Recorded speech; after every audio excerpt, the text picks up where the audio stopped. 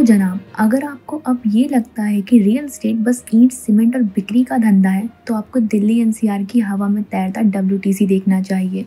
नहीं नहीं, न्यूयॉर्क वाला नहीं, ये देसी वर्ल्ड ट्रेड सेंटर है जो ज़मीन पर महल बनाता है और आसमान में सपने, और फिर उन्हीं सपनों को ठिकाने लगाकर 2348 करोड़ की गड्डियां बटोरता है। जी हाँ, प्रवर्तन निदेशालय यानी ईडी ने इस बार सीधा world trade centre Faridabad infrastructure private limited और उसके भाइयों की पोल खोल दी है। कहानी शुरू होती है उस दौर से जब दिल्ली एनसीआर में हर चौराहे पर एक बोर्ड टंगा होता था, invest in WTC international brand global returns, और जानता ऐसे टूट पड़ती थी जैसे किसी बाबा की चमत्कारी दवाई हो। अब जनता तो भोली है, उसने समझा कि वर्ल्ड ट्रेड सेंटर का ब्रांड है, अमेरिका से आ रहा है, पैसा भी डॉलर में लौटेगा। कई निवेशक जिन्होंने अपनी जमा पूंजी एफडी तोड़वाई, सोने की चूड़ियां बेची, ईएमआई पर लोन लिया, सब इस सपने में झोंक दिया कि उनका ऑफिस अब वर्ल्ड क्लास होगा। लेकिन डब्ल्यूटीसी ग्रुप का असली क्लास अब सामने आया है ईडी के छापों के बाद। अब जरा आंकड़ों पर ध्यान दीजिए। 2348 करोड़ की संपत्ति, जिसने डब्ल्यूटीसी फरीदाबाद, ग्रेटर नोएडा और गिफ्टी सिटी जैसे प्रोजेक्ट्स की जमीनें, बिल्डिंग्स और फ्लैट्स शामिल हैं। ईडी के अनुसार इन कंपनियों के निवेशकों से प्री बुकिंग और एडवांस के नाम पर पैसा लिया, लेकिन प्रोजेक्ट्स पूरे नहीं किए, और पैसा वो तो विदेश घुमाया। अब बात आती है, इतनी बड़ी रकम कैसे गायब हो गई? इसके पीछे जो तरीका है वो बहुत स्मार्ट है। कंपनियों ने फर्जी कंपनियां बनाई, एक से दूसरी में पैसा ट्रांसफ़र किया, कुछ रकम डाइवर्ट होकर दुबई, मॉरिशस और ब्रिटिश वर्जिन आइलैंड्स के रास्ते सेफ हो गई। अब ये सब हुआ एक चमकते ब्रांड के नाम पर, जो असल में एक जाल था। अब अदालत में मामला चल रहा है, जहां ईडी ने मनी लॉन्ड्रिंग एक्ट के तहत केस दर्ज किया है। आरोप है कि डब्ल्यूटीसी ग्रुप ने 3700 करोड़ की अधिक की रकम इकट्ठा की, जिसमें 2348 करोड़ की संपत्ति की कुकरी फिलहाल हो चुकी है। इस मामले में जांच अब सिर्फ रियल एस्टेट फर्जीवाड़े तक सीमित नहीं है। सवाल ये उठ रहा है, क्या ये मनी लॉन्ड्रिंग का सिंडिकेट था या इसमें विदेशी लिंक भी शामिल है? अब भाई, नाम ही ऐसा है वर्ल्ड ट्रेड सेंटर, तो जब घोटाला होता है वो भी इंटरनेशनल स्केल का ही होता है। हमें बच्ची की शादी के लिए पैसा लगाए थे, एक बुजुर्ग महिला कहती है, अब ना पैसा वापस आया ना ऑफिस बना। एक अन्य युवा निदेशक कहते हैं, हमें ये बताया गया कि प्रोजेक्ट्स अमेरिकी कंपनी के अंडर था और ये रिटर्न डॉलर में मिलेगा। अब सवाल ये भी है, इतने वर्षों तक ये खेल चलता रहा, किसके नाक के नीचे? क्या रेरा जैसे कानूनी का कोई मतलब नहीं था? क्या सरकारी अफसरों की आंखें बंद थीं या कुछ और? ईडी की कार्रवाई को लेकर अब राजनीतिक बयानबाजी भी तेज हो गई है।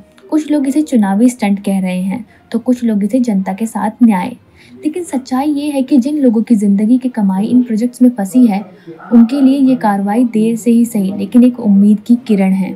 डब्ल्यूटीसी केस ने हमें फिर से बताया कि रियल एस्टेट सेक्टर कितना असंगठित और जोखिम भरा है, खासकर जब ब्रांड के नाम पर केवल कागजी कंपनी हो। मनी लॉन्ड्रिंग की क्लासिक ट्रिक, पैसा लिया, सेल कंपनी में डाला, फिर उसे बिजनेस इन्वेस्टमेंट बताकर विदेश भेजा, और जब जांच हुई तो फाइलें गायब, डायरेक्टर्स लापता।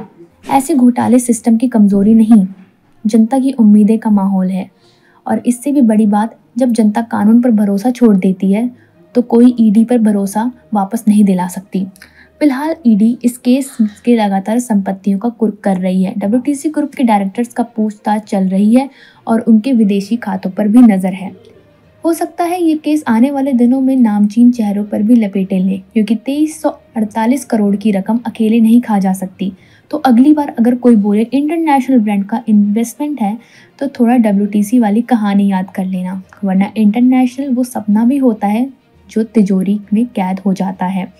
कहानी खत्म नहीं हुई, जांच जारी है, और ईडी की नज़र अगली कुर्सी पर भी हो सकती है। तो जनाब, अगर आपको अब ये लगता है कि रियल एस्टेट बस ईंट, सीमेंट और बिक्री का धंधा है, तो आपको दिल्ली एनसीआर की हवा में तैरता डब्ल्यूटीसी देखना चाहिए। नहीं नहीं, न्यूयॉर्क वाला नहीं, ये देसी वर्ल्ड ट्रेड सेंटर है जो ज़मीन पर महल बनाता है और आसमान में सपने, और फिर उन्हीं सपनों को ठिकाने लगाकर 2348 करोड़ की गड्डियां बटोरता है। जी हाँ, प्रवर्तन निदेशालय यानी ईडी ने इस बार सीधा world trade centre Faridabad infrastructure private limited और उसके भाइयों की पोल खोल दी है। कहानी शुरू होती है उस दौर से जब दिल्ली एनसीआर में हर चौराहे पर एक बोर्ड टंगा होता था, invest in WTC international brand global returns, और जानता ऐसे टूट पड़ती थी जैसे किसी बाबा की चमत्कारी दवाई हो। अब जनता तो भोली है, उसने समझा कि वर्ल्ड ट्रेड सेंटर का ब्रांड है, अमेरिका से आ रहा है, पैसा भी डॉलर में लौटेगा। कई निवेशक जिन्होंने अपनी जमा पूंजी एफडी तोड़वाई, सोने की चूड़ियां बेची, ईएमआई पर लोन लिया, सब इस सपने में झोंक दिया कि उनका ऑफिस अब वर्ल्ड क्लास होगा। लेकिन डब्ल्यूटीसी ग्रुप का असली क्लास अब सामने आया है, ईडी के छापों के बाद। अब जरा आंकड़ों पर ध्यान दीजिए। 2348 करोड़ की संपत्ति, जिसमें डब्ल्यूटीसी फरीदाबाद, ग्रेटर नोएडा और गिफ्टी सिटी जैसे प्रोजेक्ट्स की जमीनें, बिल्डिंग्स और फ्लैट्स शामिल हैं। ईडी के अनुसार इन कंपनियों के निवेशकों से प्री बुकिंग और एडवांस के नाम पर पैसा लिया, लेकिन प्रोजेक्ट्स पूरे नहीं किए, और पैसा वो तो विदेश घुमाया। अब बात आती है, इतनी बड़ी रकम कैसे गायब हो गई? इसके पीछे जो तरीका है वो बहुत स्मार्ट है। कंपनियों ने फर्जी कंपनियां बनाई, एक से दूसरी में पैसा ट्रांसफ़र किया, कुछ रकम डाइवर्ट होकर दुबई, मॉरिशस और ब्रिटिश वर्जिन आइलैंड्स के रास्ते सेफ हो गई। अब ये सब हुआ एक चमकते ब्रांड के नाम पर, जो असल में एक जाल था। अब अदालत में मामला चल रहा है, जहां ईडी ने मनी लॉन्ड्रिंग एक्ट के तहत केस दर्ज किया है। आरोप है कि डब्ल्यूटीसी ग्रुप ने 3700 करोड़ की अधिक की रकम इकट्ठा की, जिसमें 2348 करोड़ की संपत्ति की कुकरी फिलहाल हो चुकी है। इस मामले में जांच अब सिर्फ रियल एस्टेट फर्जीवाड़े तक सीमित नहीं है। सवाल ये उठ रहा है, क्या ये मनी लॉन्ड्रिंग का सिंडिकेट था या इसमें विदेशी लिंक भी शामिल है? अब भाई, नाम ही ऐसा है, वर्ल्ड ट्रेड सेंटर, तो जब घोटाला होता है वो भी इंटरनेशनल स्केल का ही होता है। हमें बच्ची की शादी के लिए पैसा लगाए थे, एक बुजुर्ग महिला कहती है, अपना पैसा वापस आया, ना ऑफिस बना। एक अन्य युवा निदेशक कहते हैं, हमें ये बताया गया कि प्रोजेक्ट्स अमेरिकी कंपनी के अंडर था और ये रिटर्न डॉलर में मिलेगा। अब सवाल ये भी है, इतने वर्षों तक ये खेल चलता रहा, किसके नाक के नीचे? क्या रेरा जैसे कानूनी का कोई मतलब नहीं था? क्या सरकारी अफसरों की आंखें बंद थी या कुछ और? ईडी की कार्रवाई को लेकर अब राजनीतिक बयानबाजी भी तेज हो गई है। कुछ लोग इसे चुनावी स्टंट कह रहे हैं, तो कुछ लोग इसे जनता के साथ न्याय।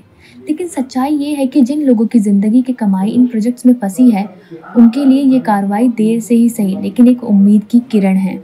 डब्ल्यूटीसी केस ने हमें फिर से बताया कि रियल एस्टेट सेक्टर कितना असंगठित और जोखिम भरा है, खासकर जब ब्रांड के नाम पर केवल कागजी कंपनी हो। मनी लॉन्ड्रिंग की क्लासिक ट्रिक, पैसा लिया, सेल कंपनी में डाला, फिर उसे बिजनेस इन्वेस्टमेंट बताकर विदेश भेजा, और जब जांच हुई तो फाइलें गायब, डायरेक्टर्स लापता।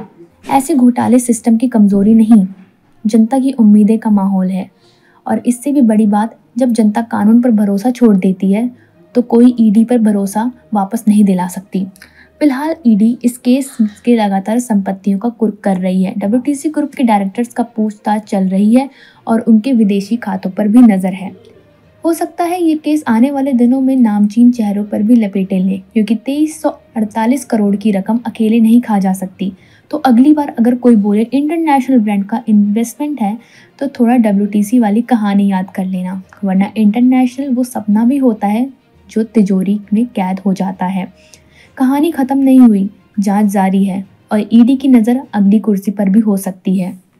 और आप हमसे जुड़े रहने के लिए सब्सक्राइब करें YouTube पर, फॉलो करें Twitter पर और लाइक करें Facebook पर। और ज्यादा जानकारी के लिए आपको टाइप करना होगा सिर्फ न्यूज़ नशा।